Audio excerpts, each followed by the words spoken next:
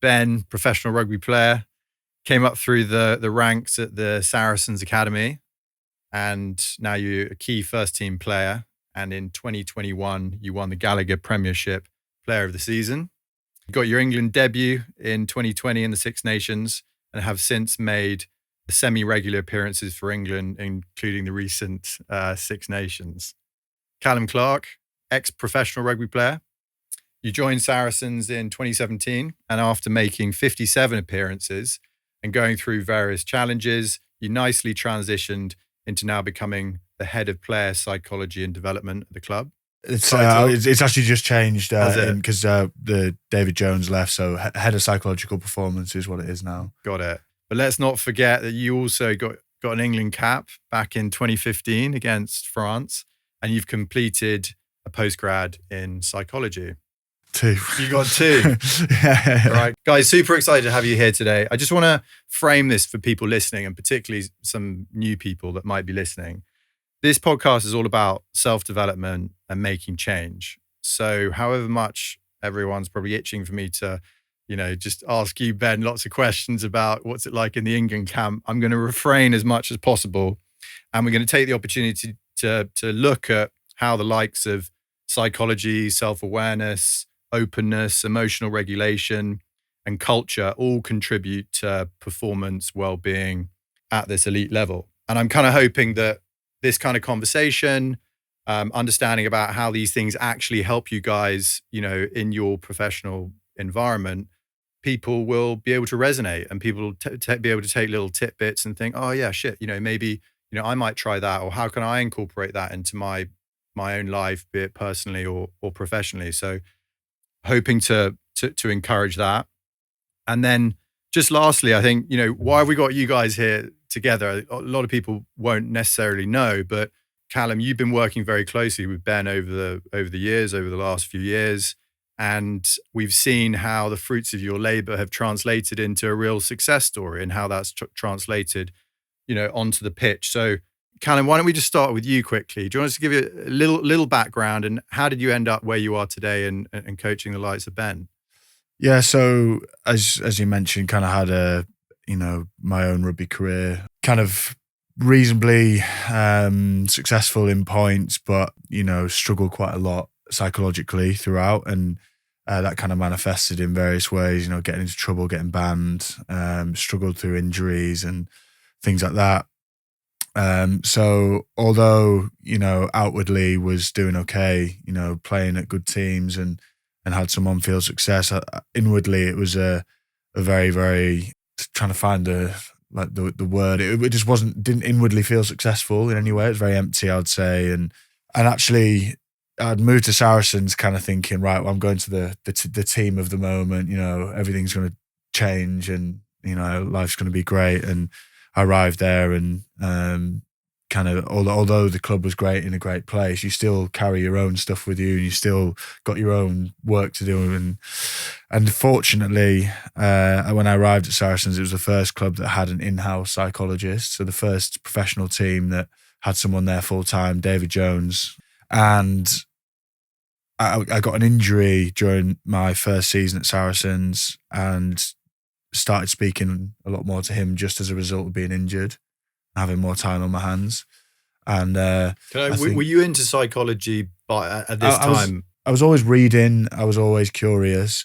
I'd started, because I was struggling a lot in my time at Northampton, say injuries, or I'd been through like bans and ill discipline issues and struggled with on-field problems. I'd had experience of working with psychologists. So funnily enough, got sent to Steve Peters, I don't know if you've ever heard of Steve Peters, but he's the Chimp Paradox. He's quite a, well-known. I love that book. Is he the author? Yeah.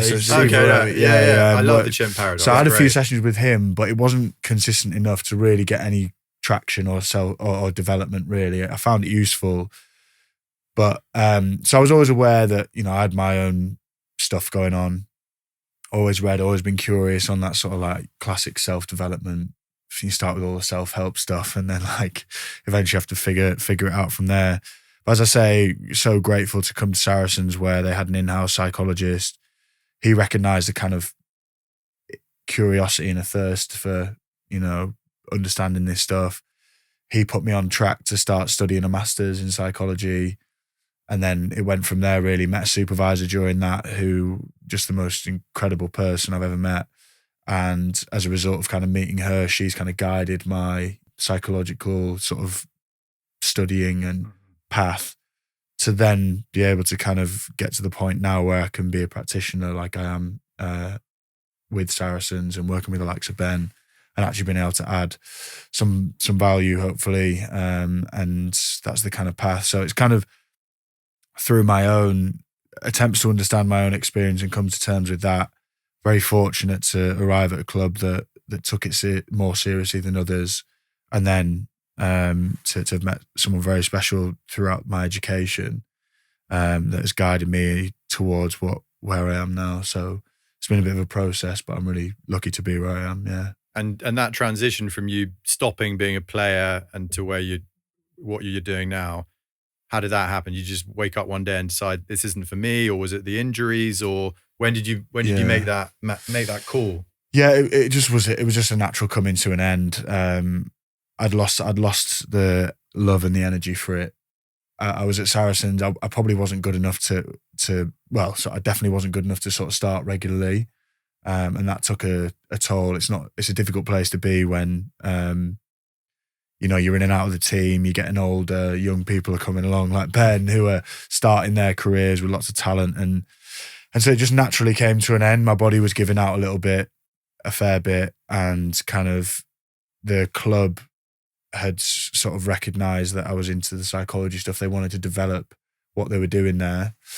So they offered me kind of a bit of a package to kind of transition, because we got relegated to the Championship. So it was finish that year and then move into this role. And it was just a very natural, very fortunate transition. What great support and to embrace, what you're interested in. Yeah. So super grateful for that. And I got given that kind of bridge into the next thing quite quickly. So even just talking about it there, I do feel immensely grateful for how it's panned out, even though, you've had to work hard and study and all that. It was kind of, I'm very fortunate. Yeah. No, very cool. Ben, do you want to just give us a quick background of how you ended up where you are now, and particularly working with Calum? I guess, so as you touched upon there, I came up through the academy, been with Saracens pretty much my whole life. I was about the same size I am now when I was about 11, so it was pretty easy for about 7 or 8 years to do what I do, till about 18, 19, and then everyone kept growing and I didn't. So that had its own challenges. But I was massively fortunate to be at Sarries, and they're massive in terms of development of young players. So all about giving them the opportunity and whatever that may look like. In terms of my own development as a sportsman, I guess for a good period of time, probably for 5 years, maybe just under, maybe 4 years, I kind of, feeling my way through the dark. Like, I'd had no exposure, no awareness of mental preparation, the psychological side of the game, which, in terms of rugby, has got to be one of the most draining sports in terms of that regard. And, I kind of left quite a lot of it to chance in terms of how I trained, how I played. It was kind of one of those things I was like, if I wake up on Saturday morning not really feeling myself, then I'm just not going to play that well. And that's a shame, and I have to wait till next weekend. And I guess that lent itself to a big struggle of mine when I was younger, was like my consistency in week out. So one week I was, one of the best players on the pitch, to the week after being, nigh on dreadful and non-existent, might as well have played with 14 players. So I think that was a real frustration of the coaches towards myself. And that was voiced in many different ways and whatever. And, it kind of all makes sense now. The kind of, like I said, blind leading the blind, just kind of flip of a coin on a Saturday morning, depending how I felt, was how I was going to play. So, and you can see it now in retrospect. You look back on it now, and it's just amazing that I don't want to say I wasted those years, because it makes you, there's experiences there that I had that make you so grateful for where I am now. But like meeting Cal and talking to people and have a bit more awareness about, what it actually looks like, and piecing your week together from a Monday to a Saturday. It's a really, really long time. You can't play your game Monday afternoon when you find out you're starting your game. You've still got to wait till Saturday to play it. So what that looks like, and, what it looks like, months at a time rather than with seasons on end. So yeah, a massive eye opener for me, and we're still making strides, but it's definitely going in the right direction. And how much, before we get into how you guys working together, like just quickly, that kind of analogy that you just used of, the blind leading the blind, like yourself leading yourself, for so long on the rugby pitch, like this work, this sort of self-awareness work you've done now, has it translated into like off the pitch, your personal life, just how you manage yourself, how you go about things, how you interact with people and relationships and situations? Like, has that sense of self-awareness or that and that development assisted off the pitch as well? Definitely. I think inherently rugby is a very selfish sport in terms of what you can get away with socially. It definitely had, in terms of like some of the stuff I used to do when I was starting Premiership matches and I'd be doing on like a Wednesday afternoon, was just completely bonkers. Like, like going out for beers with uni mates and whatever. Like, it was just crazy, because that was just like, I was like, it'll all depend how I feel on Saturday anyway, so it doesn't really matter. I think one of the things that me and Calum will touch upon later is just like, I found such more consistency in terms of my actual off-field stuff, and how if, you get those building blocks right, and then you've got a 75-80% more chance of actually turning up, being a bit more mentally engaged, because you've done all those little building blocks starting on Monday morning all the way through. So for sure. And I guess they say like, you're happy off the pitch, you're happy on the pitch. I'm probably more the other way. If I'm happier on the pitch, I'm a lot more accessible, a lot more better value off it. So and that's probably for most players as well. That's how it works. Got it. Actually, sorry, can you just clarify, your better value off the pitch, you mean? Well, if things are going well on the pitch, I'm Cal and I, there's probably actually where we found our common ground at the time, was like, if things weren't going well for us, we weren't the kind of people that were just going to be like, I just need to step back from this. We were like, I need to dive more into this. I need to work harder. I need to the point of extremities where, Cal probably found that his body couldn't cope with getting into it as much. And I probably found myself being really stewed down and bogged down by my shortcomings in terms of my consistency and what I was doing. But then if those kind of things happen off the pitch, then you're going to really struggle. But then, all of a sudden you find a bit more consistency on the pitch. I was just like, right, I know what I can do in the week. So then I can be a lot more sociable, be a lot more available to certain people that want to be. Got it. So how did this relationship start? How did you start working together? What was the real, problem you were trying to solve? And, why this particular relationship that you guys have got at Saracens? I think I always had an interest in, so I played at Northampton before and always had an interest in kind of like a little bit of mentoring and that type of thing. So when I moved to Saracens, it was always something, I just kind of naturally wanted to do or whatever. So Ben was a young back row at the time. I think what were you, first or second year academy when I joined?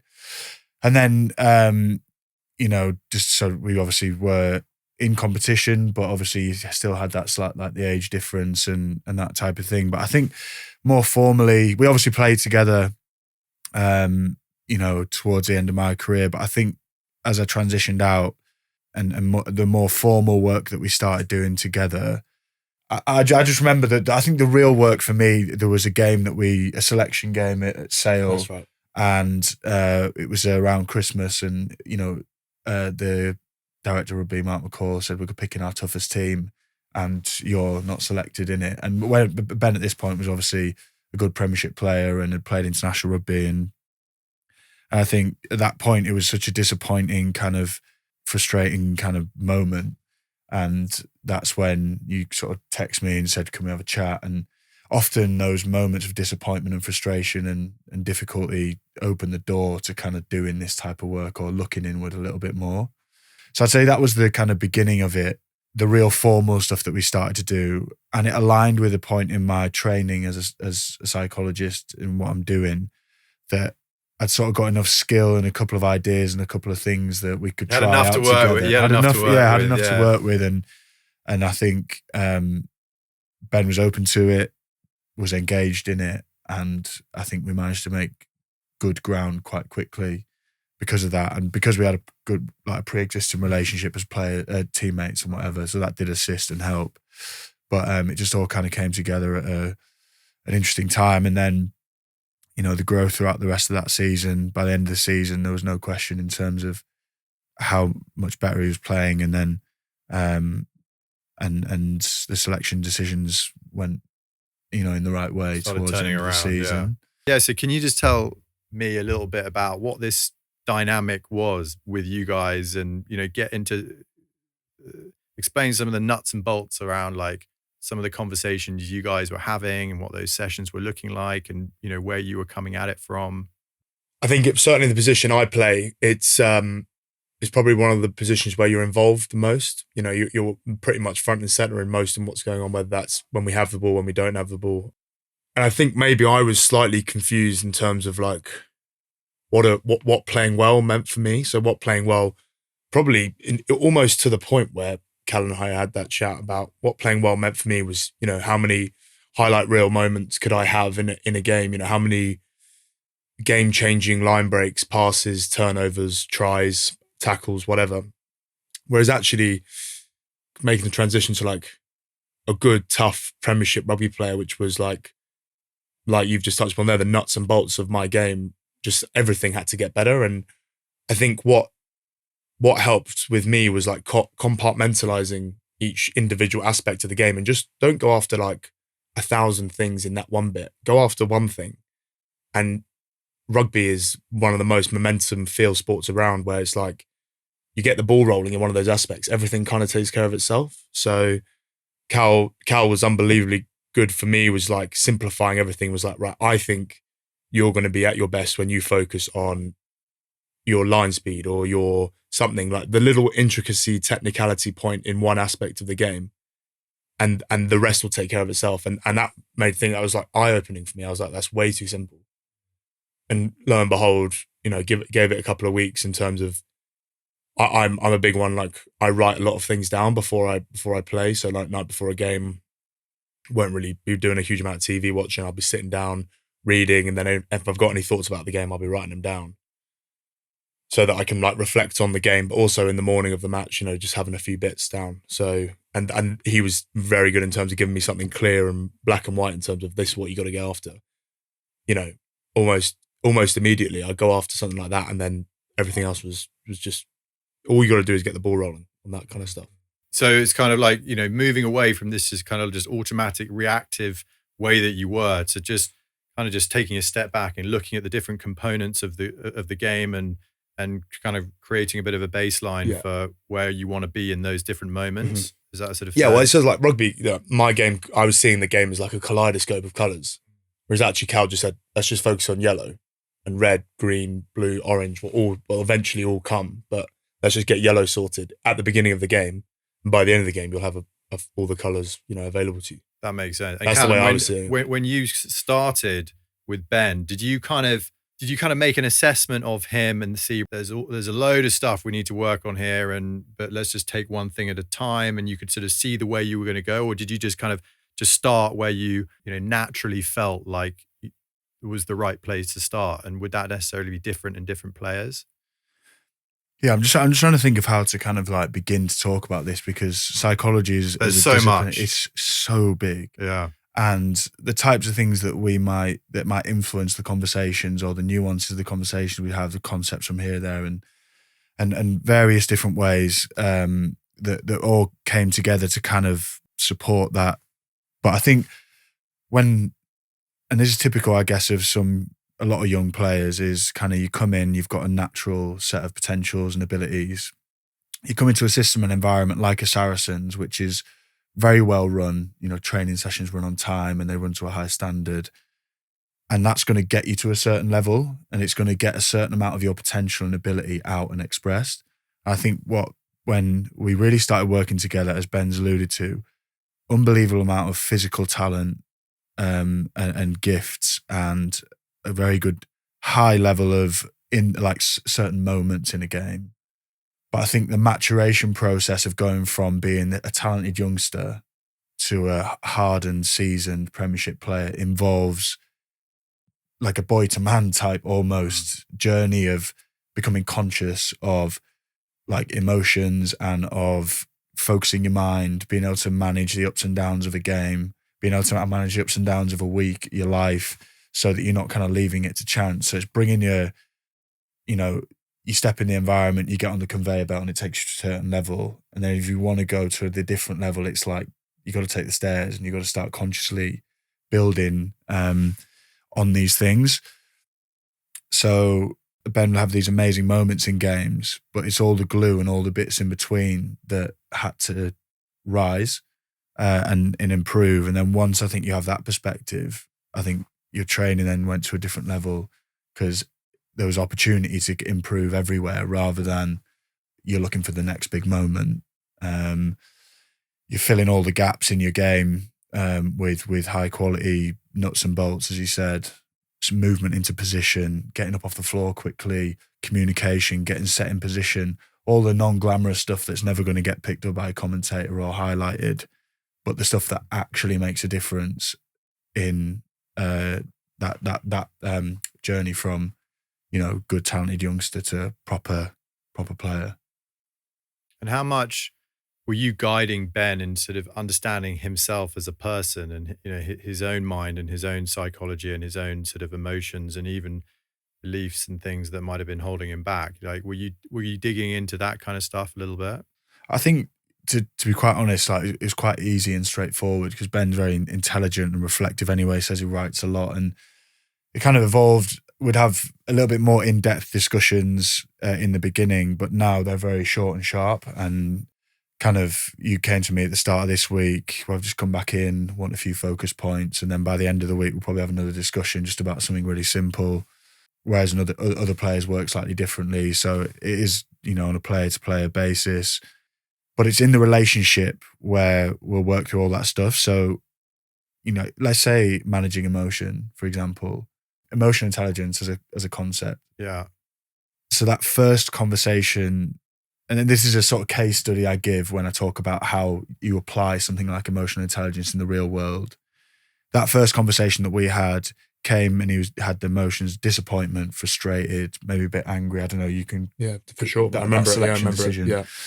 So, okay, we had those. We get them out on the table. We talk about them. Yeah, totally understandable. It's been a difficult decision gone against you. Then we move through it to say, okay, so that's the emotion. How are you going to process and use that emotion? I don't know if you remember what you said initially. No, you do. Well, I've given this case study before, but initially what his decision and the behavior that was going to come off the back of that emotion was to cause more trouble in training and have more difficult conversations with the coaches and be a bit of a, pain in the backside basically in training. So that's one thing, one option. You can go down that road if you want. But the other option is to take all that frustration and that emotion and start to, respond more constructively to it and let it. Sorry, the frustration and the emotion was derived from the coaching, the coaches Just having me a go not at you, or being selected for this big game that I wanted to play in that situation. Yeah. Right, Yeah. got it. So the almost like the It's how to go, where to go from there. Yeah, so the frustration anger was actually, the coaching decision, and the initial feeling was, right, I'm going to make it hard work for him to drop me next time, which I've had that emotional, that's a very common Rugby emotional player response responsible. because this guy's made a decision about something that's important to me. It's not gone my way, so I'm going to make his life hard. And actually, but thankfully, Ben, sort of took it on board and went down the other path, which was, I'm going to take all that emotional energy and I'm going to put it into my training. I'm going to let it drive me harder. I'm going to, be really focused on what I'm doing, do my extra work, so that next time a selection decision comes around, it's not even a decision. It's all, I've used that time constructively. I'm not waiting for the next decision to make his life hard, and that's sort of what happened. Yeah, I think also, and I look back on it now, and it was actually the right decision not to play me. I was probably angry, disappointed because the feedback I'd been given was probably the case, and it'd been the case for the last 4 years of my career to that point, and that was always the thing that was holding me back. It was actually that conversation, and like I said then, I'll go out to training and I'll just I'll do exactly what he wants to see. It's such a short-term thing. There's no way I'd probably remember that conversation next Tuesday if I'd have got picked the week after. So that would never have worked. Whereas Cal's eye-opening revelation thing was actually, why don't we just actually, you're on the bench this week, so you're going to get some time anyway. Let's actually unpack the bits you actually need to work on for a longer term growth rather than short-term gain to long-term growth. And that was kind of the, the penny dropping moment for me. It was almost like, oh, this guy actually knows what he's talking about. Just to go back to that, and that's a concept that exists in emotional intelligence applied in a real life situation, the intelligent use of emotion rather than that lash out in the short term. It's that emotional regulation. I mean, I remember emotional regulation is part of that intelligence bit. But actually in the end, the outcome, is using the emotion to service what you actually want in the end. And being more deliberate about it. Yes. Yeah. I mean, you hear about that kind of thing time and time again, don't you, in a lot of these self-development books. And it's like, I remember someone saying to me once that like, if you like distill pretty much everything in the whole of like self-development, you could say like, think long-term instead of short-term and like apply that to everything. I mean, it's so on point with what you're saying. It's like, whether it's on the pitch or off the pitch, I'm guessing like we're also automatic and reactive to like just our emotions, etc. But once you kind of become a bit more aware, have a conversation with someone like yourself, and just be a bit more deliberate about how you're going to go from there and make a bit of a plan. Like, it sounds simple, but it's game changer, right? I think the way that Cal helped me was, and the biggest thing that I even now take from our conversations is, I'm not seeing a season as week by week now. I'm seeing it as like, I'm not seeing it week by week in terms of, I've got a big game on Saturday, I'm wanting to get picked. If I do get picked, or if I don't get picked, it's kind of the be all and end all. So how my week's going to go? And that's on a Monday. So that's crazy. Well, it was anyway. So then now it's more like really the small minutiae, day by day, training session by training session, and then skipping that middle bit and going all the way to the longer term and being like, what kind of player do I want to be in 2 months, 3 months, end of the season? What have I next got to look forward to? What have I got to make sure when these moments come around again, I know I've left no stone unturned, so that, when that conversation comes up again, I know I can look at myself and say, well, I've given it my all. That's just an opinion. And I'm not going to let an opinion from a single individual change how I go about my work. That's so interesting. And it just must change the way you go about everything, rather than all the eggs in one basket. Am I going to get selected? Am I going to play well this weekend?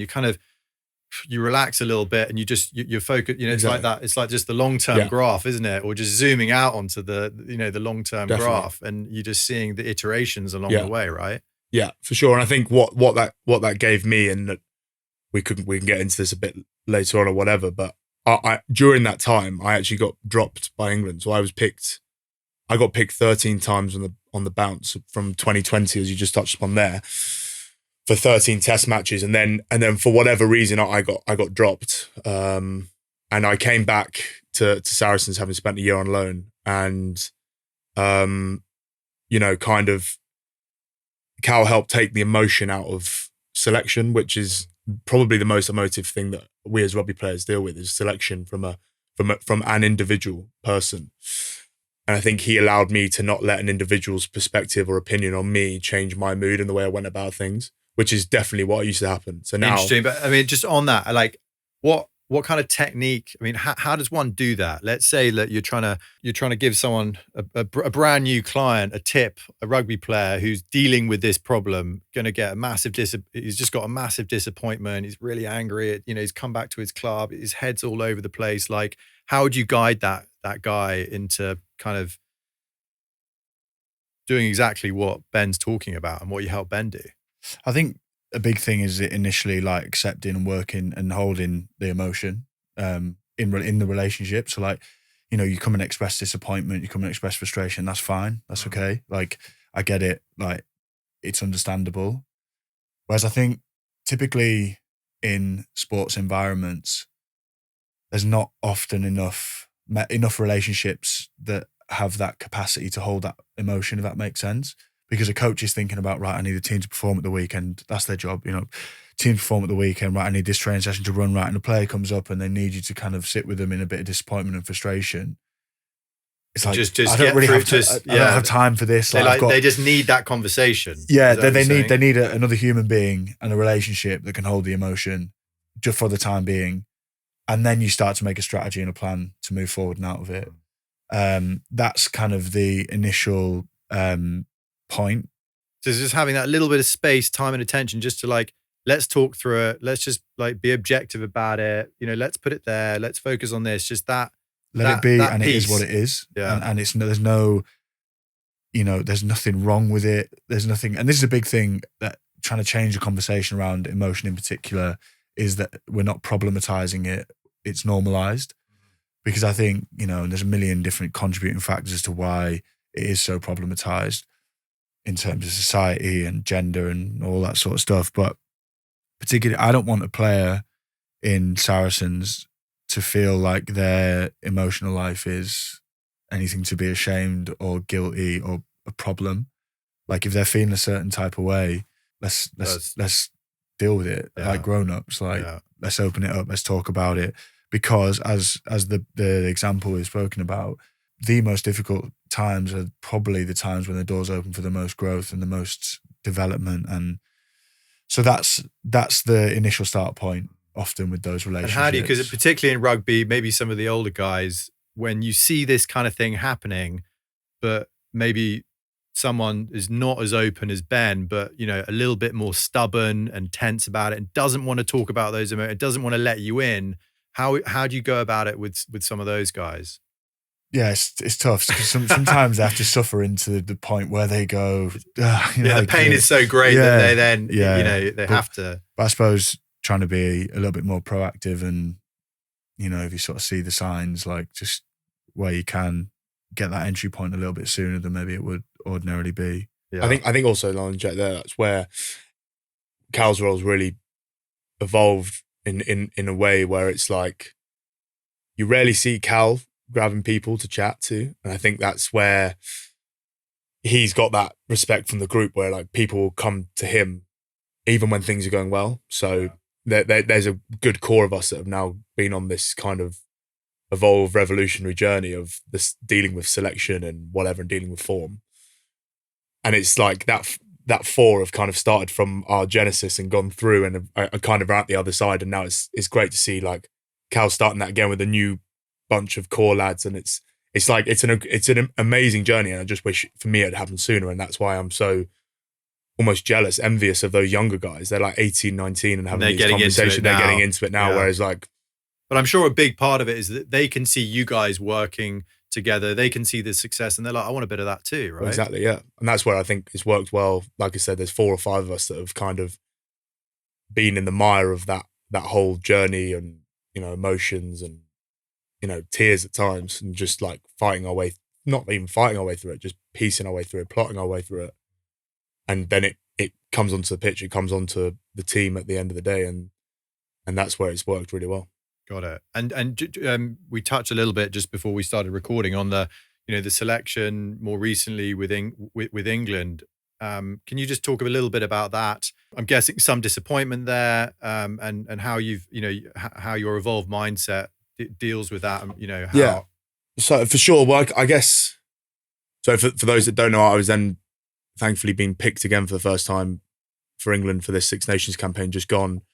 And even in that little insulated environment, I've still had to I'm always going back to being 18, 19 again, where I was involved in the first 2 games and then for a number of reasons wasn't involved again. And I guess it was kind of refreshing to see that I still got I almost reverted back to the 18, 19-year-old at the beginning where I was like really emotional, really like, I was like, this isn't fair.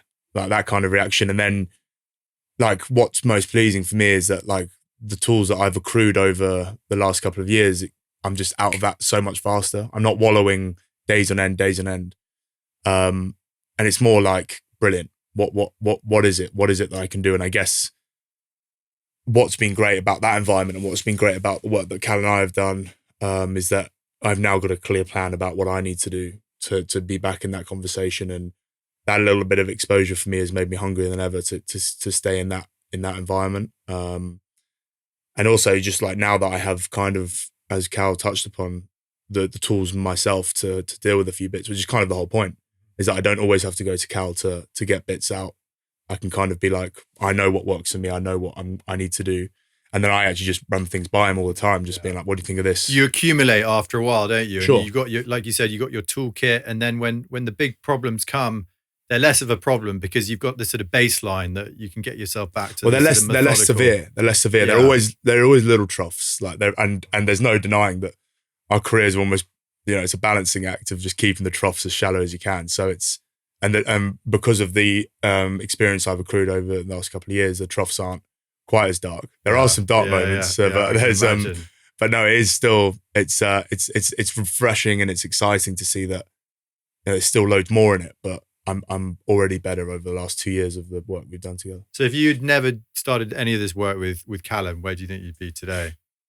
Well, I think patience would eventually worn out with the club. I don't think there was ever a conversation where they were coming to the end of the tether with me, but I was just so inconsistent. It was actually amazing to see myself in matches. I'm just like, what am I doing? Like, in what world did I think that was ever good enough? And it's almost laughable now. You can sit back and laugh at it. But I think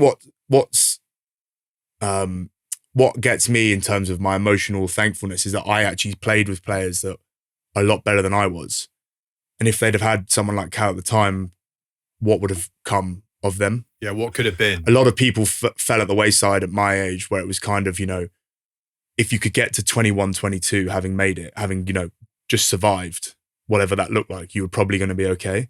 And now when you say survive, like distractions off the pitch, if you could have just got to 22, 21 and got that, so you start with an academy contract and you live in an academy house and it's a bit of a uni like feel to it, and you get to 21, 22 and all of a sudden you get a first team contract and you're taking a little bit more it's the seriously. Temptations, right? Exactly. And it's also just like, can you deal with how tough this is when you're first 2-3 years?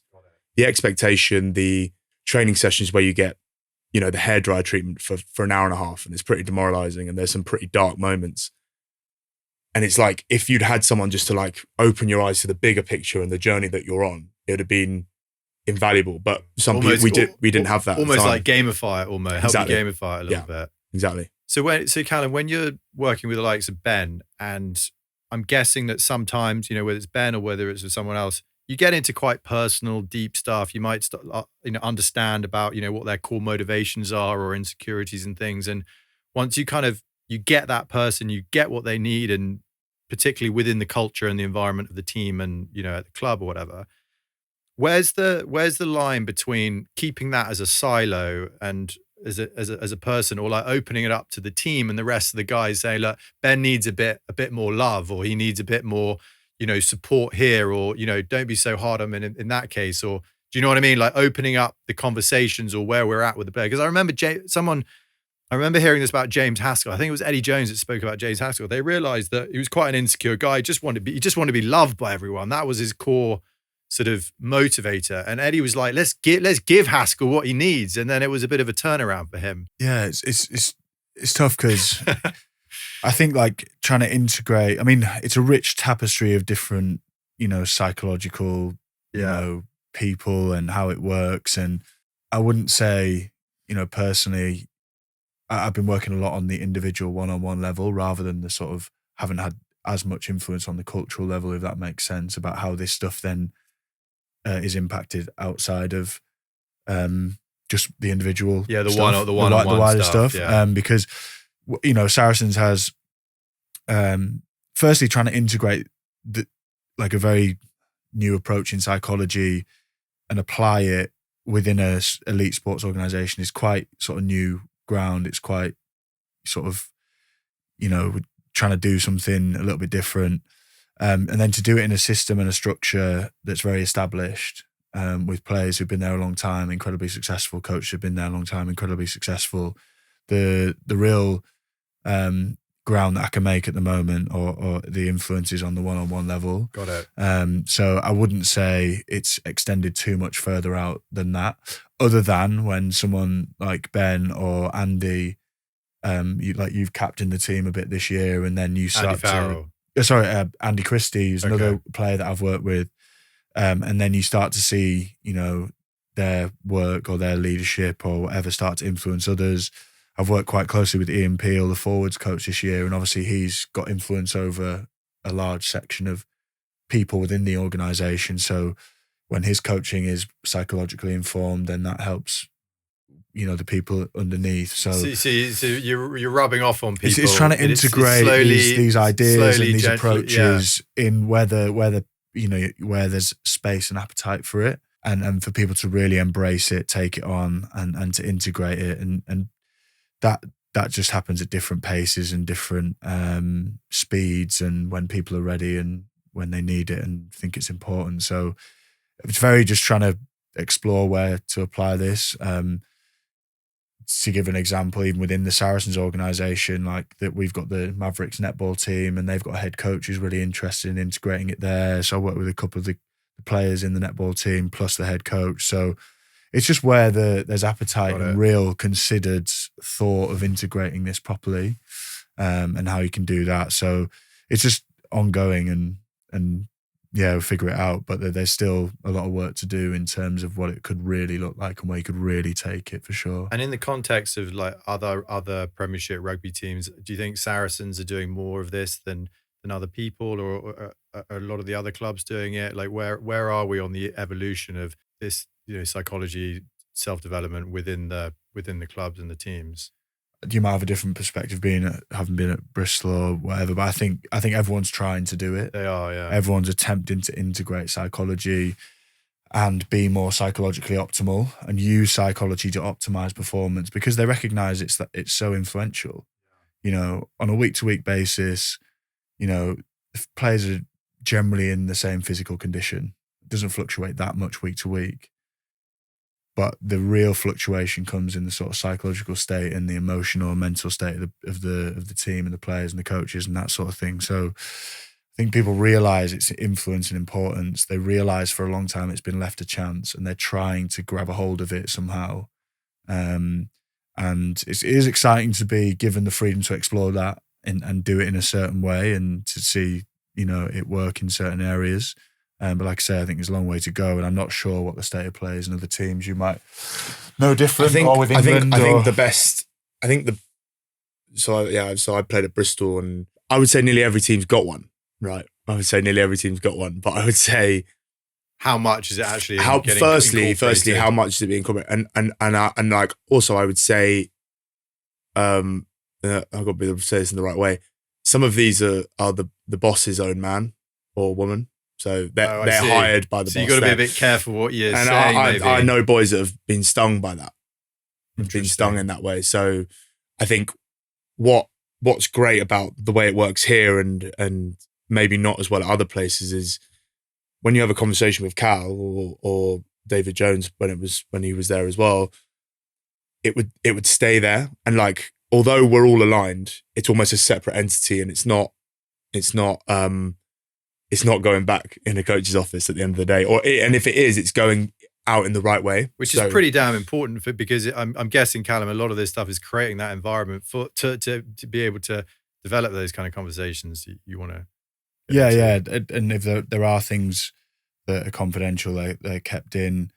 Ideally, it'd be an integrative approach where everyone in the organisation is aware of what's going on and what's happening and how to get the best out of each person, psychologically, physically, from a rugby point of view, and that's the kind of the dream end point. No, it makes a lot of sense. This whole kind of cycle of the rugby teams really fascinates me because you hear a lot of the England coaches. I mean, I'm a classic rugby like England fan and don't go further than that. So I'm kind of obsessed on the England stuff. But you see a lot of the coaches come through the years, and you talk about like rebuilding the teams, and then the energy changes, etc. And I remember hearing that when things started going a bit stale with Eddie Jones before he left, like he was focusing actually quite a lot on the team building stuff and the camaraderie and getting that stuff right, because I'm guessing that at that international level, most of the rugby stuff is kind of done. A lot of it is getting the right mindset and the right cohesion and the energy. But I heard that he was focusing too much on that and not enough of the rugby stuff. And now Steve Borthwick's come in and like trying to get the rugby right first. Yeah. What do you think about that?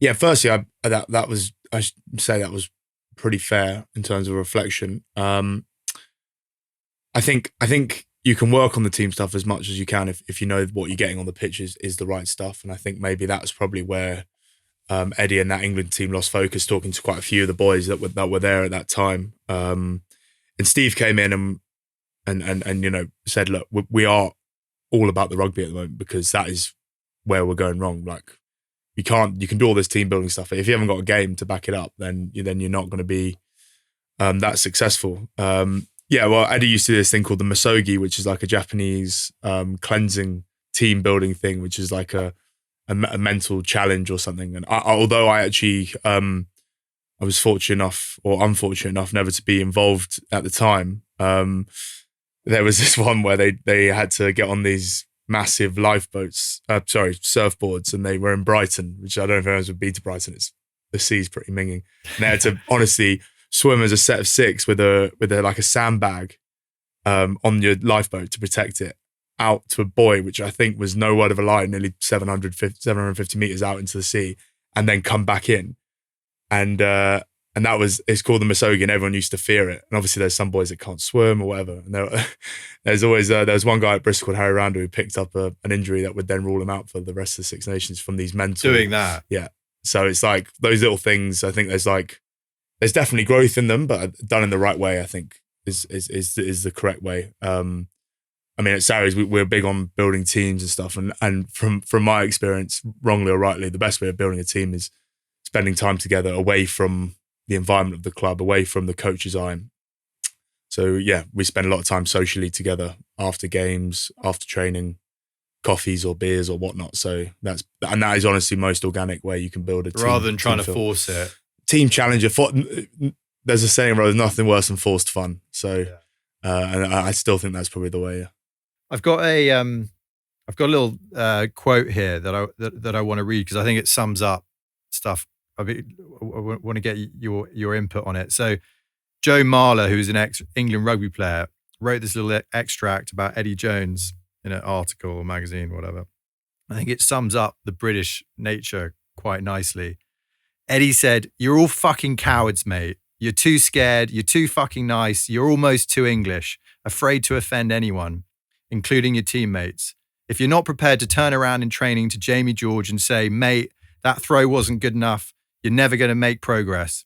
He shook the niceties out of us and showed us you can still be a tight-knit group and unbelievable friends, but also with the ability to give and receive feedback that is going to improve you and the team.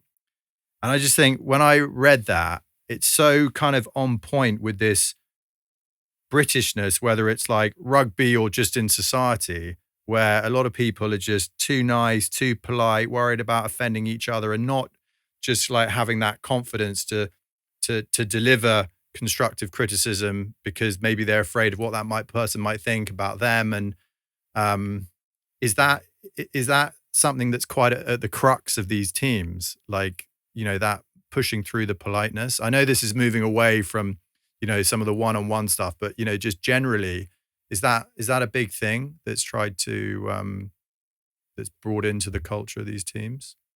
I think there's a couple of ways to slice it up in terms of, if you're trying to be a team that's going to achieve and reach the top of the game, there's a certain level of standard and of sacrifice and of commitment and of hardship that something like that level is going to take. And that's the professional side of what you're doing. And like, there can almost be, there's not that much room for maneuver in terms of like, of trying to achieve something and be successful. Like, you have to train hard, you have to put it in, you have to da-da-da-da. But then, there's this whole other side of like, there's a human being there and there's a relationship there and all that side of things.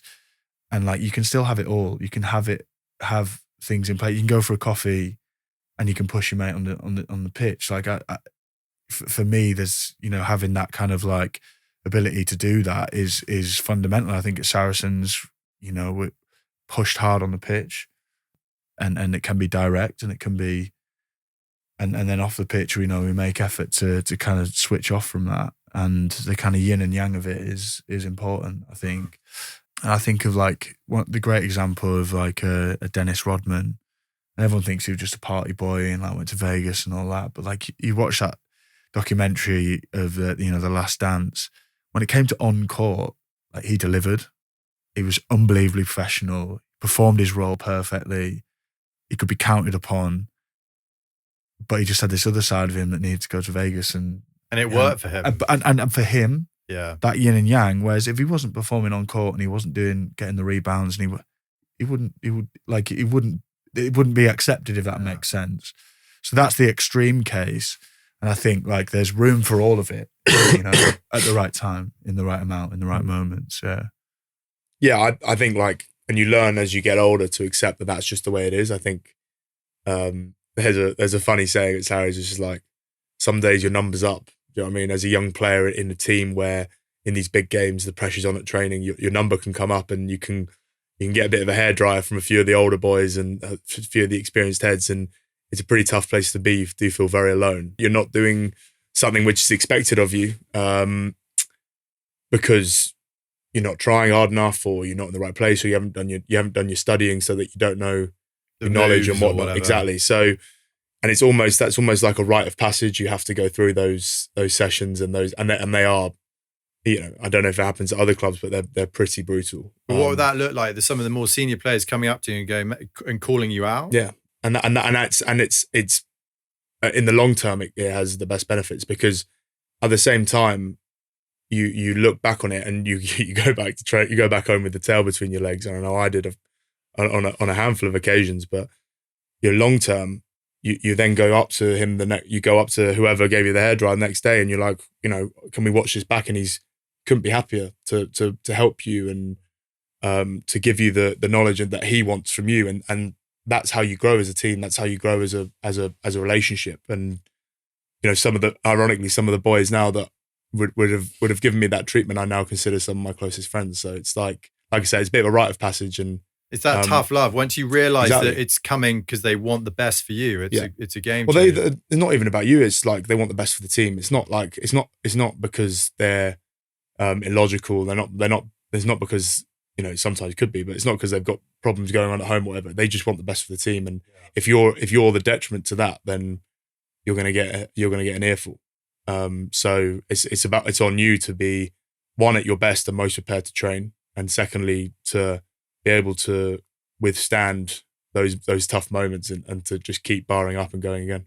Makes total sense. I mean, to a lot of people listening, I think this is such a big thing, whether it's like with groups of friends or in the workplace and stuff, where people, are a bit too polite and hard, don't want to call people out, they don't want to offend them, and, they might think they're not doing their job properly, and, they don't want to get upset, and, they don't want them not to like them, insecurities are at play. Like, how would you go about like trying to just make baby steps into like developing that, moving away from like too polite to like a bit more of that radical transparency that is for the greater good of everyone?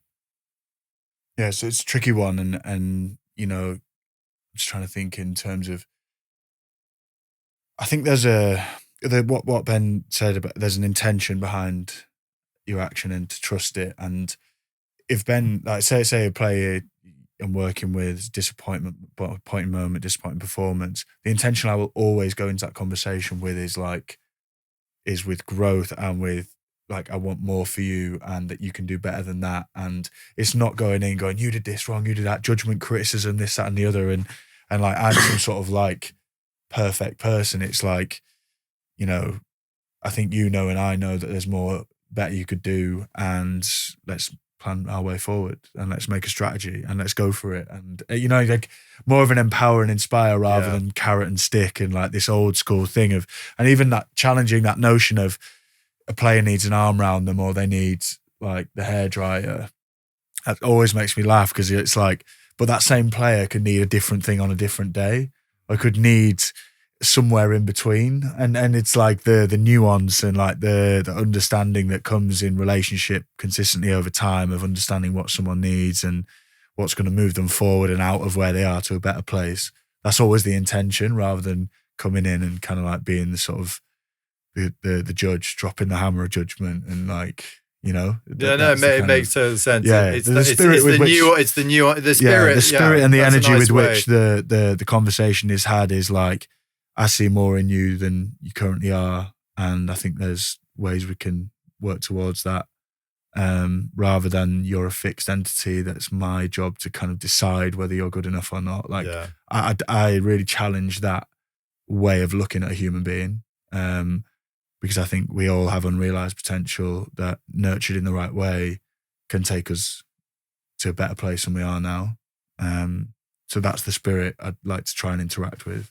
I think just from my experience, I've and probably from the whole, from working life as well outside, where I've I'm close to people now that are going on that journey of like having a boss and wanting to impress them as their sole aim in life. I think once you get to know the person, you can then get on to that level where you can give feedback, you can give criticism because it's for the best of the person. I also think that if you front load your feedback with, I do just want the best for you and I want the best for this company, I want the best for this team, I want the best for your family, whatever. Give that honest feedback then after that, because you'll then get people on the right foot. Isn't there a risk?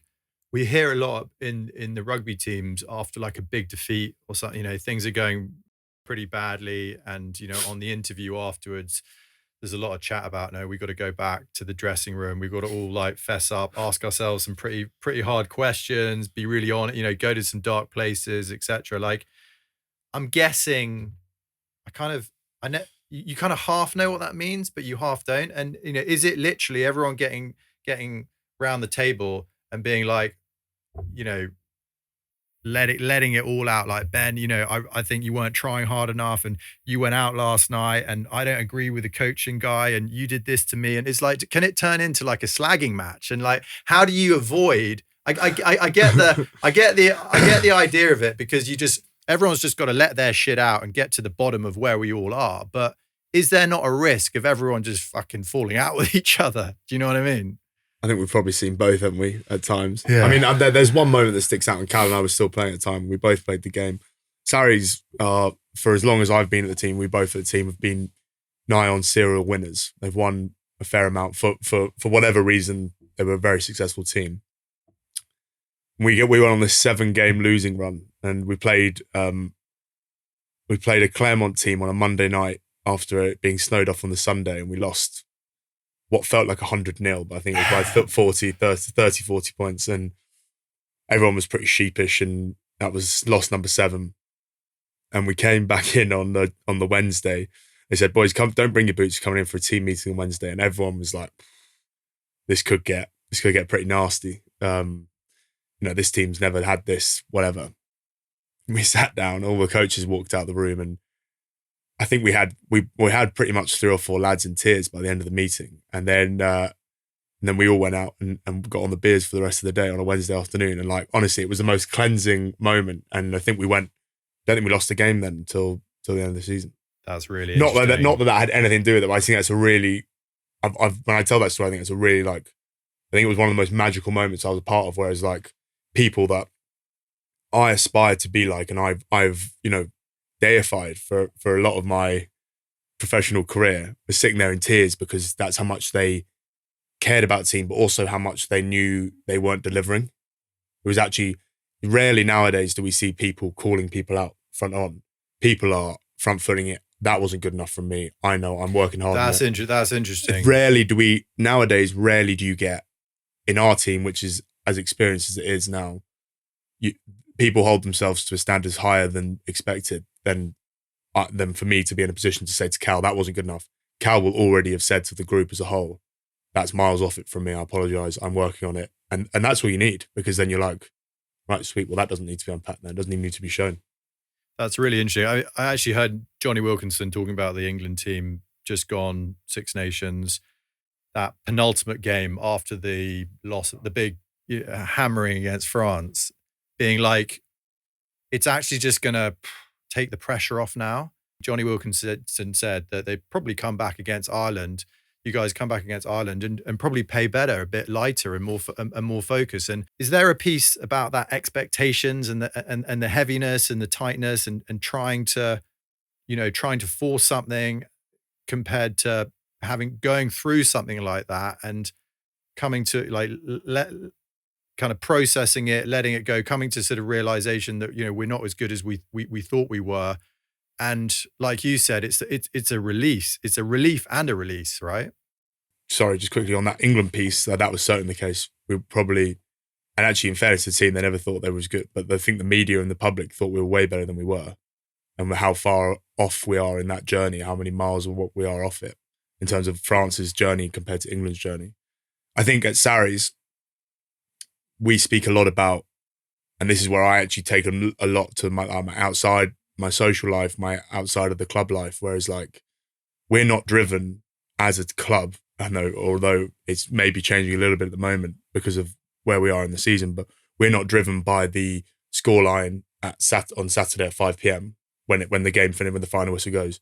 What we're driven by is our day-to-day actions, the way we are with each other, the way that we are mentally engaged in what we're doing, and that's our expectation. Now, that is our minimum standard. Is that's the buy-in that we need from 1 to 23 as a player, and in a way that kind of takes the pressure off, because you're like, right, as long as I'm physically and emotionally engaged in what I'm doing in this team and doing exactly what the team needs, leaving everything out there, then it doesn't matter.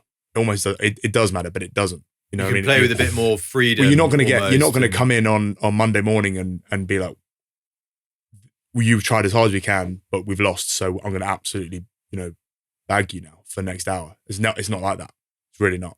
Is it almost a sense of you're controlling what you can control? Exactly. And you're falling to the level of your habits and your routines and the. Well, exactly. So then in normal life, in an office life, in an office situation, it would be like, look, I'm going to put this piece of work in on the deadline exactly how I want to go about it. And I know I've engaged, I know I'm emotionally into that. And if that's not good enough, then that's not good enough at the moment, but I'll get better because of it. I mean, it's such a. We're talking about this now, but we spoke about it at the very beginning, didn't we? It's such a powerful thing, isn't it? To not look at the right here, right now. I mean, I have a few coaching clients that I work with, and we're like, it's all about, right, let's get really fucking clear on what we really want, what's really important. We look to the 5, the 10-year plan. Can't do everything. You can do anything, but not everything. And get really clear on what you want and attach a lot of meaning to it. So it has legs. And then we kind of extrapolate all the way back to the 1-year plan, the monthly plan, the daily habits. And then you've got the you know what you're prioritizing. I know I'm just telling you guys what you already know, but I just think it's interesting from like a regular guy perspective to what you guys are doing in elite sport and helping people relate. And then all of a sudden, like, because you know exactly what you meant, what's important and why and your priorities, it's way easier to say no to all the shit. And then you know that everything you're saying yes to, you're saying no to what you really want to do. And then you wake up in the morning and whether you got your morning ritual or your daily habits, you just tick them off.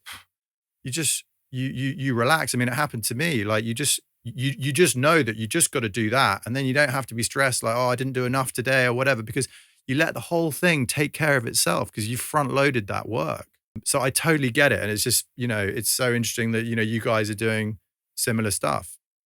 And I think like having that individual plan, structure, system is the key to freedom. And that's the same with the team as well. So like, us understanding our process as a team, how, our systems, our structures out there on the field, and they scaffold our performance and they give us the best chance of achieving the outcomes we want. And so like to go back to Ben, like what Ben built for himself was a system that made realizing his potential and maximizing his performance sort of inevitable. Because it was like, I do this on a Monday, I do this extra thing here, I do this, that, and I added up all these little small things. And then out pops this, improved, better player because he just went through the process for that length of time. And I think, I'm obviously in the coaching, world as well. And you kind of, you do have this vision of what you want it to look like in the future, but you got to track back to the here and now and install and do the things that are going to give you the best chance of leading there. And I don't think we do that often enough. I don't think we do it anywhere near enough. Because typically in sport, we're talking about, say, like digesting a performance like England had against France.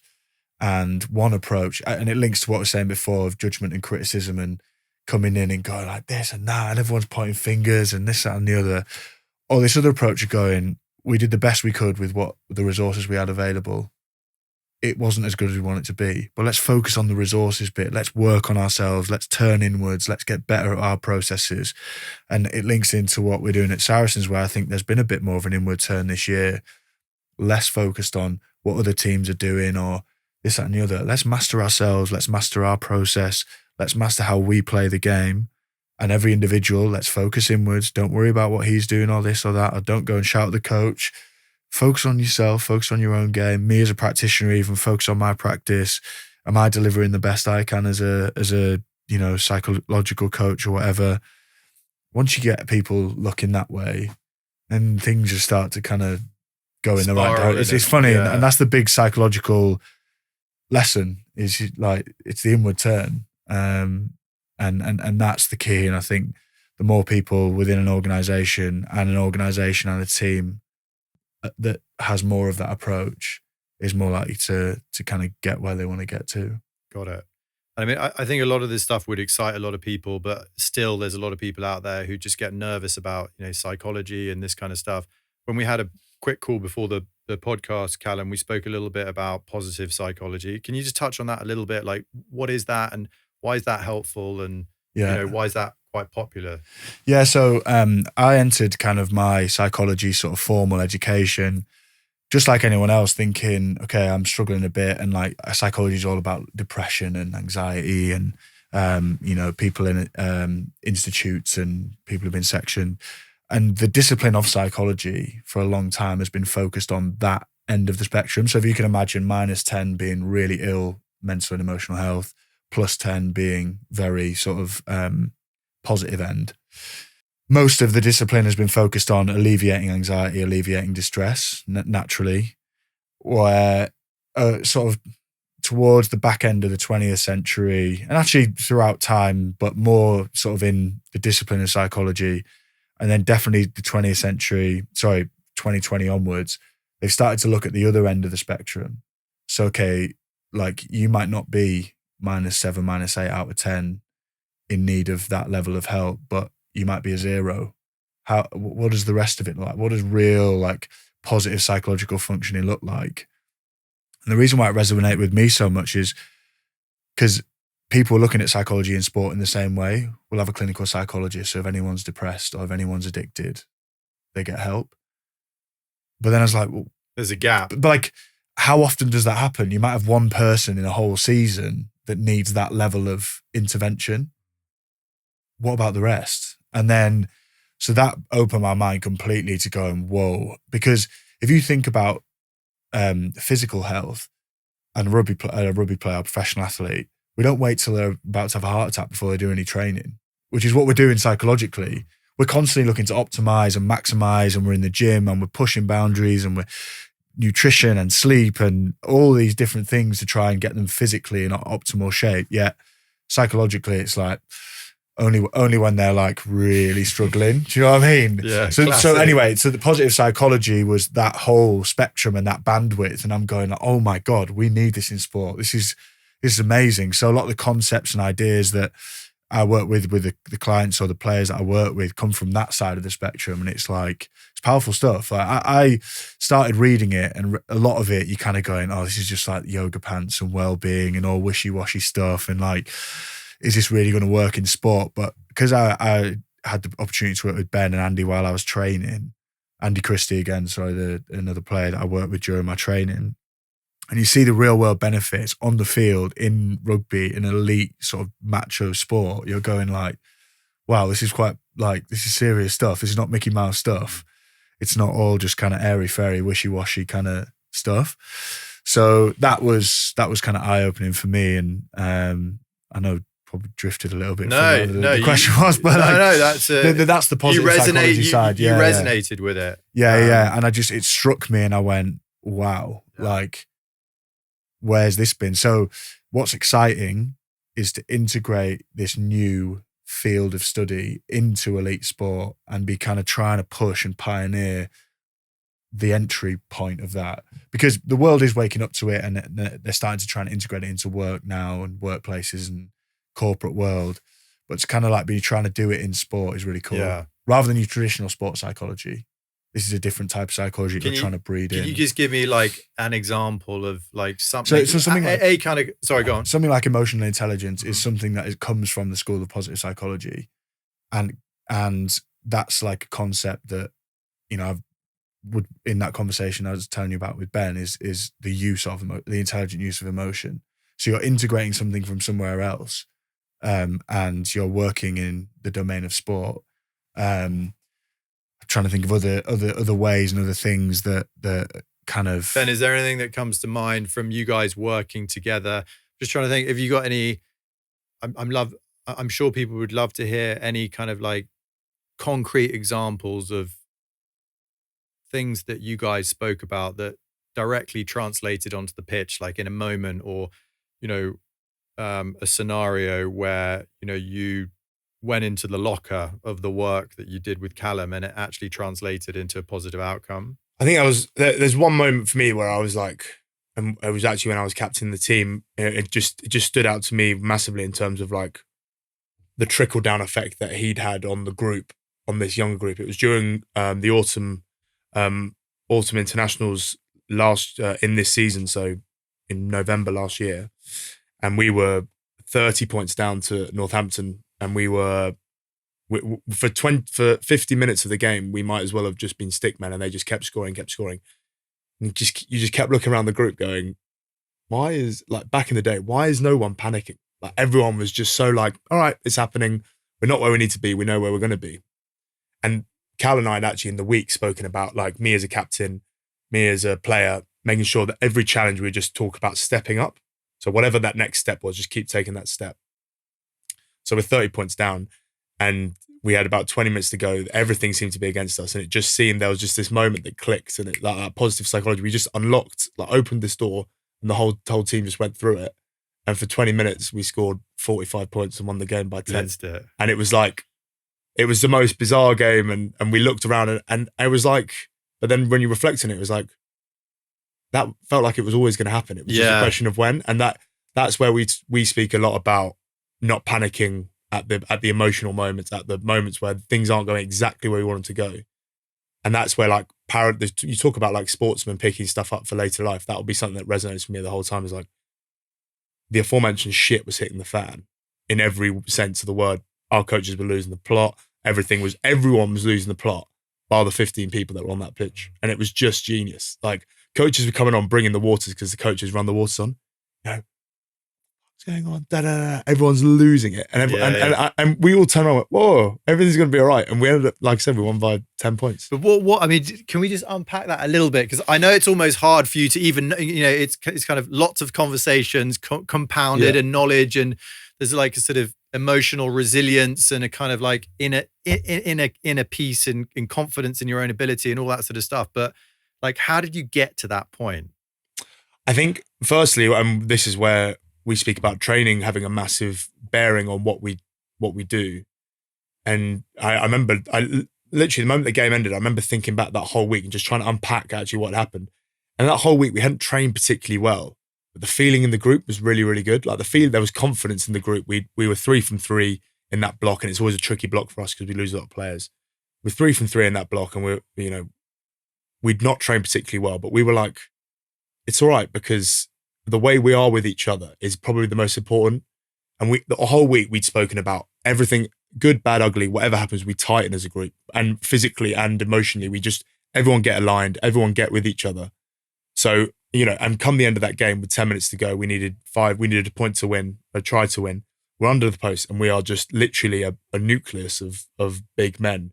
And there was just a clear plan, one voice, go and do it. And I think that's probably what will resonate with me for the rest of my career, was the ability to, good, bad, ugly, consistently, you as an individual and you as a workplace or whatever, constantly getting tighter, whether that's in work, out of work, you're always spending time with each other, you're getting aligned. That was the word I was about to say. It feels like it's that alignment, isn't it? Alignment and trust, I think, is the two things. So like the trust that the more time I spend on Cal I'm worried that Cal's not in the right place and we're 20 points down. So I really need to buck his ideas up. Actually, I'm wasting so much energy on Cal that I'm not at my best. So there was just this moment that like everyone was emotionally right themselves so that they could give to the group in the right way. And I think like I firstly, that was the exact example I thought of when you asked the question, that moment in that game.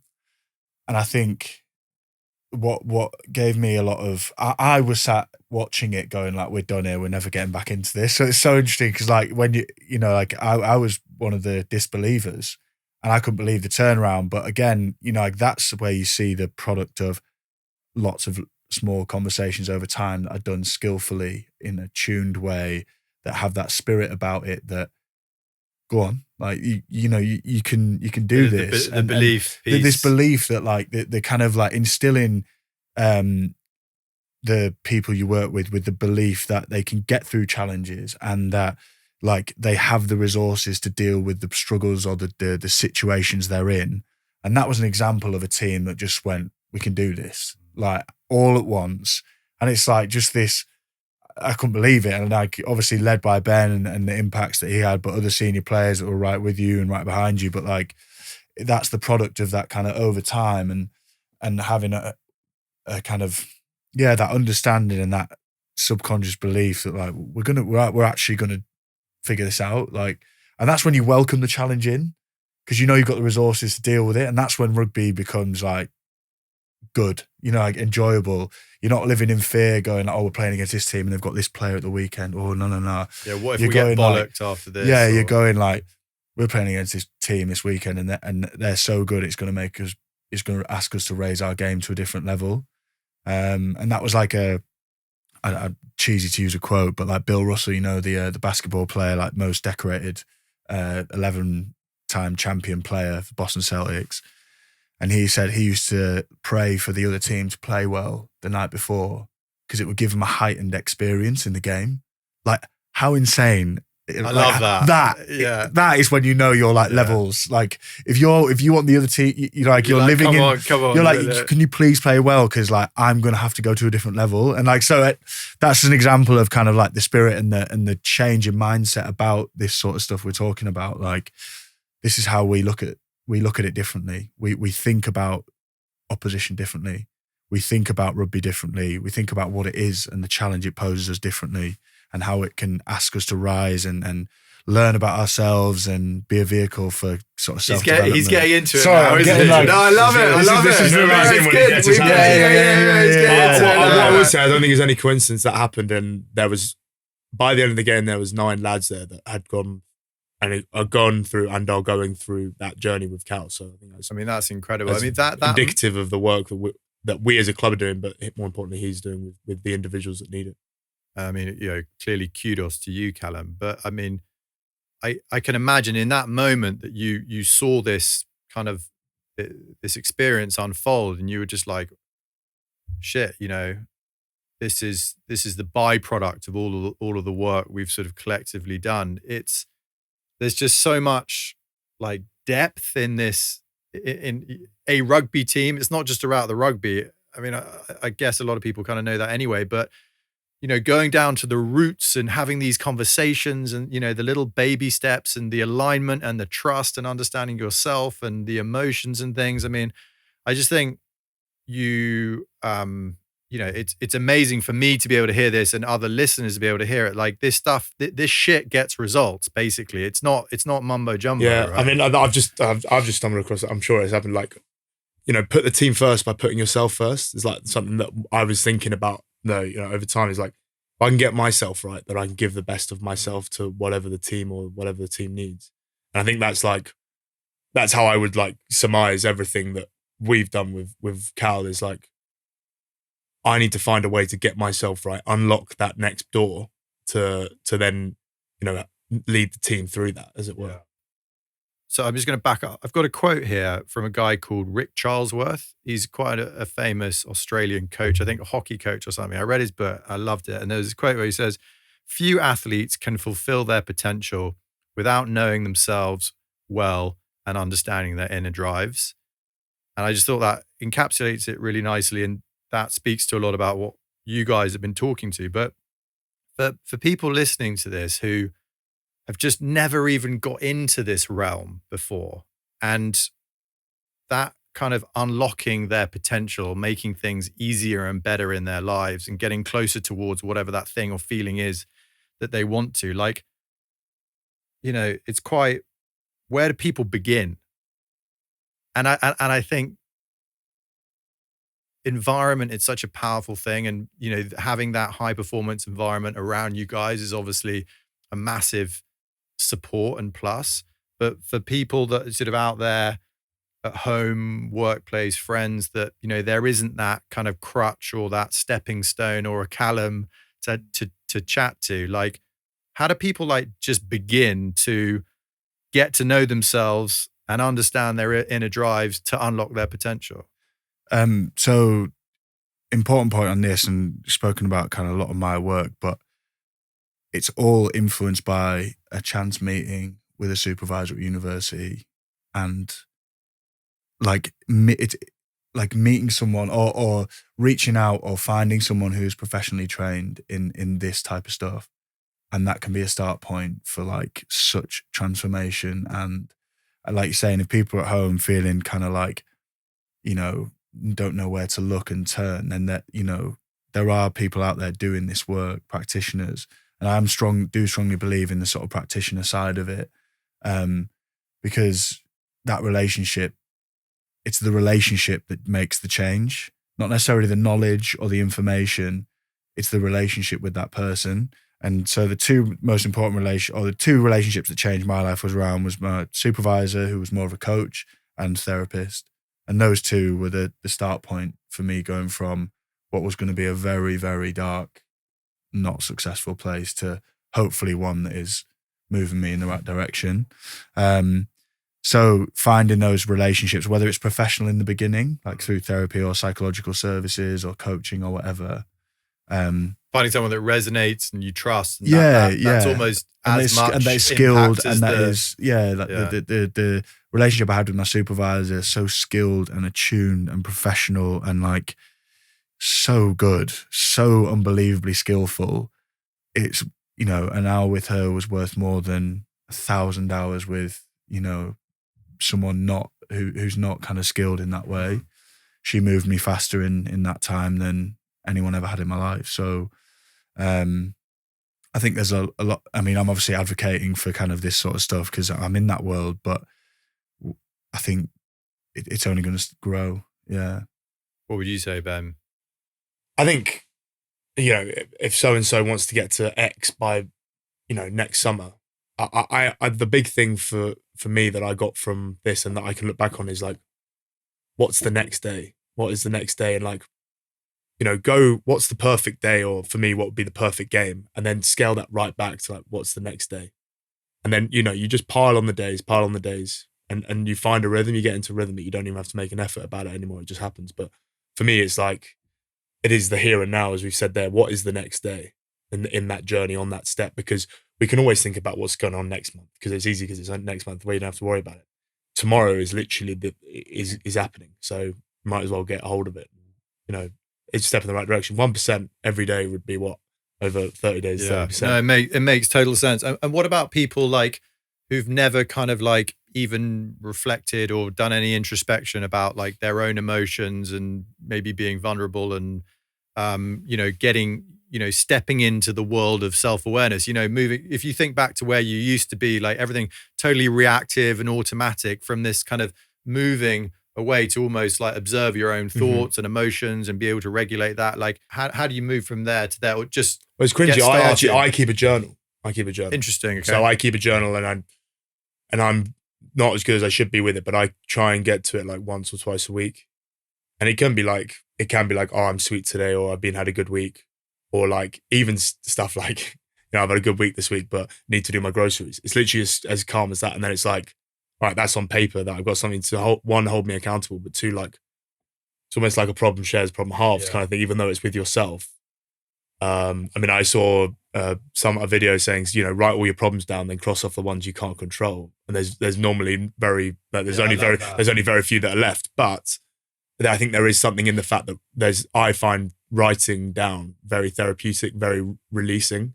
And it can be, because sometimes, I don't always go to Cal because don't want to talk to him about it. So I'll just write it down and be like, all right, sweet. I can actually, now that's down, I probably know I've got that going on. Let's see how I am next week and see if that's still the same problem. Yeah, that's really interesting.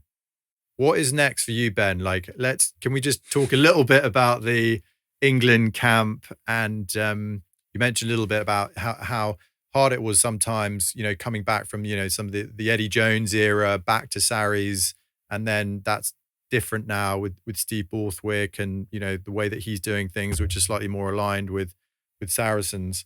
Can you talk to us a little bit about that? Yeah, I mean, I guess what's next for me is I've had the high and the low of playing and not playing in this campaign, just go on the Six Nations. And I guess in a way that's made me so hungry in terms of like, I know I can make a difference to that team. I hope everyone thinks I can make a difference to that team. So it's now like I'm starting from day dot again. I've got nothing owed to me. I'm owed nothing and I owe no one anything. So I've got to go out and kind of reassert my position in the international game, in the club scene all over again, which I'm actually really excited about. And me and Cal have spoken quite a bit this week about what that looks like for me and, trying to find my rhythm again. Long term, we've got a World Cup coming in October and that's like the pinnacle of anyone's career. And I'd be lying if I said that that's not in my thoughts in terms of how I'm plotting my way through certainly the end of this season, my time off, and then hopefully into some sort of pre-season camp with them. So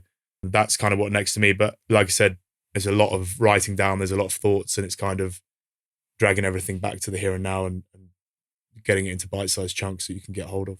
Does it play a role, the fact that there's so many England players who are Saracens players as well, and you're sort of hanging out with the likes of Owen Farrell, and you're trying to impress him, or be, do they have any influence, or it's not just Steve Borthwick like looking at videos of you playing? It's like, are you very aware that there are a lot of other England players at Saracens, and that is a thing? Well, yeah, I certainly think there's an important bit there where actually I've spoken to Cal this week. Like, don't come back to this and be like, I know Steve Borthwick watching me, so I only got to do everything he wants me to do. It's about what the team needs, and that will always align at the end of the day with good performance, and that will align with what Steve wants to see, what Mark McCall, our head coach, wants to see, what Owen wants to see from me.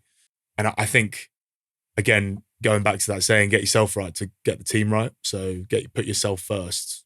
And this is one of the most exciting weeks for me because we've got a game on Saturday, massive game, massive occasion. And I can just be so focused on myself in terms of like, I'm going to get my stuff right so that the team can benefit, which I think is exciting. It makes total sense. And what about that difference in culture between Eddie and Steve and, moving back and forth between the two different camps? Well, I think from hearing some boys, who had been in that camps, they've come back from this camp excited, ambitious, almost thinking about, I'm owed nothing again, so I've got to go out and earn this. Whereas with Eddie, you could sometimes come out of those camps. I think some of the boys said, their mind's a bit frazzled, they're exhausted, they've been in like what they would call a tumble dryer for the last 6 weeks. So it's like there's a very aligned, clear like line of thinking, and it's now just like all systems go until the end of the year, and put yourself on that plane to France, I guess, which is exciting. It's really exciting, yeah. I mean, the emotional regulation thing, like, it's such a big one it's something you say, and I think people know what one means by that. People that don't necessarily know much about psychology, so it's quite an easy one to kind of like touch on.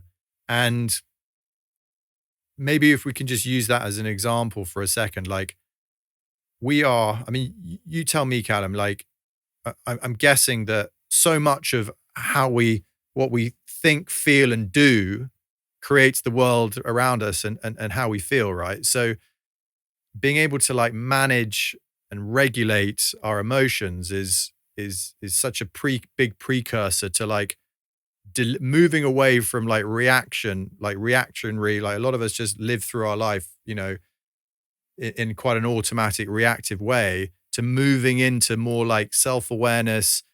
And like, what does that even mean? Is it observing our emotions and then being able to like have more of a choice and being more deliberate about the way we go? Yeah.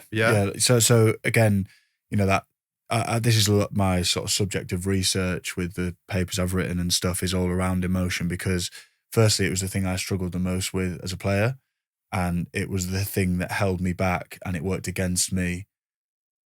Whereas what I hopefully through, the work is to help that people's emotions work in favor of them, to service their goals rather than get in the against way. them. Yeah. But that needs skill and it needs ability, like on the part of the individual, because they are incredibly powerful. They're often deeply wired, deeply rooted within us. Our emotional responses come from, the past, our history, our upbringing, culture, society, all that sort of stuff. But if we're able to deal with them and manage them effectively, they can be the most powerful drivers of change and progress and growth that are within, Equally, they can be the most, harmful and difficult. So that's kind of getting the understanding, accepting, normalizing, working effectively with emotion is the thing that I think is the most important with the work that with the players. And the thing that gets the most kind of growth. It's difficult. It's not easy. Emotions, like I say, they are powerful. And if we could all regulate our emotions really well, the world would be a much better place. Yeah. But it is that space, that ability to get space between kind of stimulus and response, to choose a bit more, to understand what's going on, to be more, cognizant of them, speak of them, ventilate them, make them normal in how you work, rather than what we typically do is suppress and disengage, and that's a disaster. Like, you suppress, and then something happens and there's an outburst and it's totally disproportionate to what's happened, and you're so ashamed and you're going, oh God, what have I just done, and and it's just this negative cycle. Whereas if we healthily deal with and process our emotions, I can just hear from you talking that you've seen it go that way a few times I've done it myself, my whole career it was like that. And the other bigger point about this emotional part, and actually this is a bigger purpose of a lot of it, is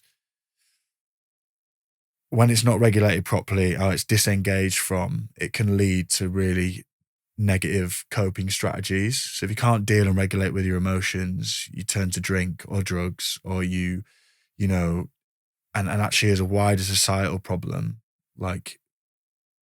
that's something we need to look at on a broader perspective. Like, sport's a great arena in which to do it. But, you think about,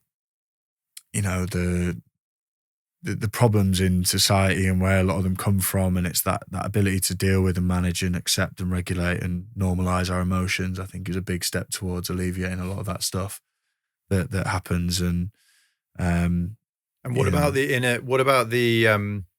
going back to Rick's quote, the understanding your inner drives? Like, I'm guessing working with Ben and all the various different players, different guys have got different things that are motivating them. And is part of the process like trying to figure out what that is to help that person know and unlock that?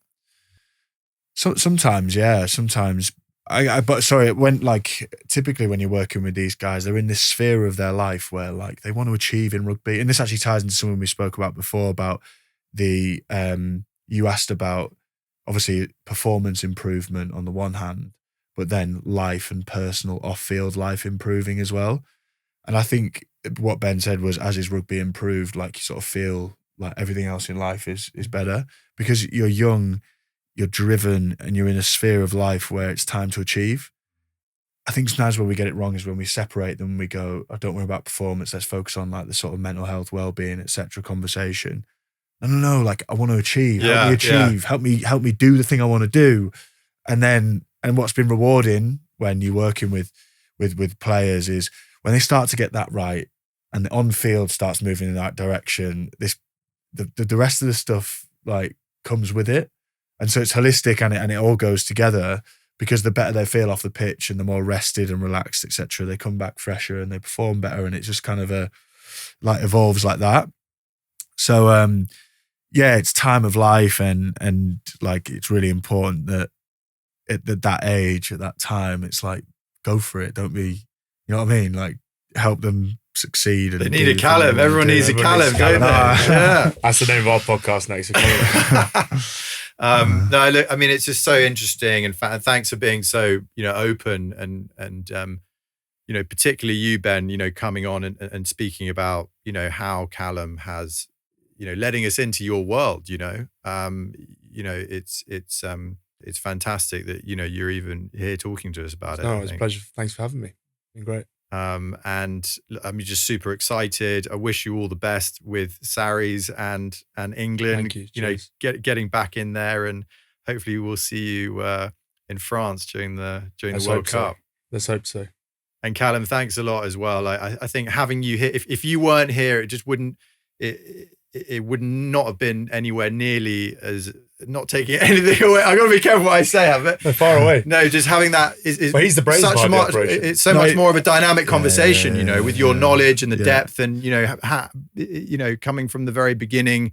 It's an evolution, right? And I think it's important for people to hear this sort of stuff, because a lot, you're I suppose a psychologist, right? And that word puts a lot of people off. And seeing you, rugby player, working with Ben Earl, people aspire to that. They think that, it's cool. You guys are doing amazing things. You're an elite sport. You're on TV. You're a professional athlete. And I think people look up to you guys.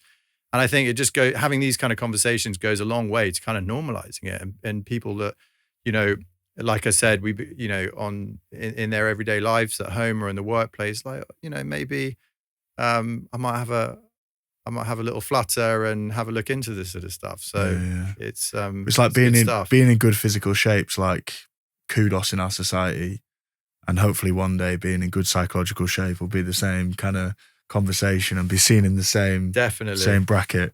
Definitely. Yeah. Well, I think that was a great place to end. Boys, thanks a million for coming, and look forward to seeing how things pan out. Thank you. Cheers. Cheers, boys.